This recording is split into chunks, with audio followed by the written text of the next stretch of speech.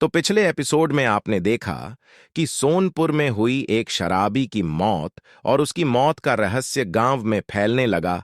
Police को भी इस बात का पता नहीं चल पा रहा था कि उसकी मौत का कारण क्या था और उस कुएं का रहस्य क्या है, क्यों वहां लोग जाने से डरते हैं और वहां कोई क्यों नहीं जाना चाहता। यह बात शहरों तक जा पहुंची, जहां मुंबई नाम के शहर में एक आतिश नाम के नौजवान को इस बात का पता चला और वह खुद को उस गांव में जाने से रोक नहीं पाया और वह उस गांव के लिए रवाना हो गया।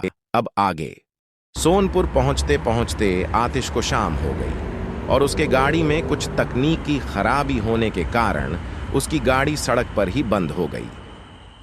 आतिश ने सड़क पर दाएं बाएं देखा, पर उस सड़क पर कोई भी गाड़ी नहीं गुजर रही थी। आतिश को दूर पहाड़ियों के बीच रोशनी दिखाई पड़ रही थी और आतिश रोशनी की ओर मदद के लिए आगे बढ़ा। बरसात होने लगी थी और रोशनी की ओर बढ़ते बढ़ते आतिश अब जंगल में पहुंच चुका था। वह काफी दूर आ चुका था, इस वजह से वह अब वापस नहीं लौट सकता था। आतिश घने जंगल में चला जा रहा था। कुछ दूर चलने के बाद आतिश को एक गुफा नजर आती है। आतिश बारिश से बचने के लिए उस गुफा के अंदर चला जाता है। आतिश गुफा के अंदर बढ़ रहा होता है। गुफा को देखकर ऐसा लगता है कि वहां सदियों से कोई मनुष्य नहीं आया। थोड़ी दूर जाने के बाद आतिश को गुफा के अंदर कुछ मूर्तियां दिखाई पड़ती हैं।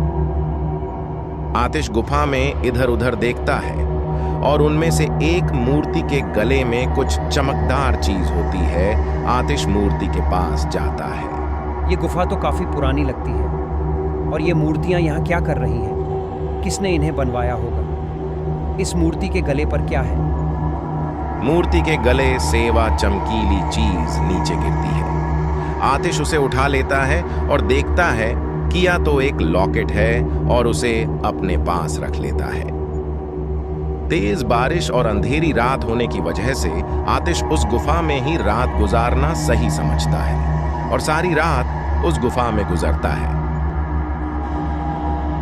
सुबह होते ही आतिश गुफा से बाहर निकलता है और आगे बढ़ता है।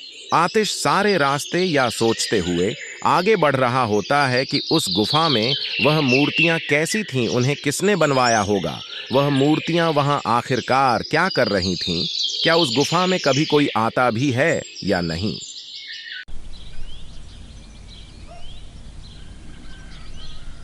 आतिश सोनपुर गांव के करीब पहुंच चुका था।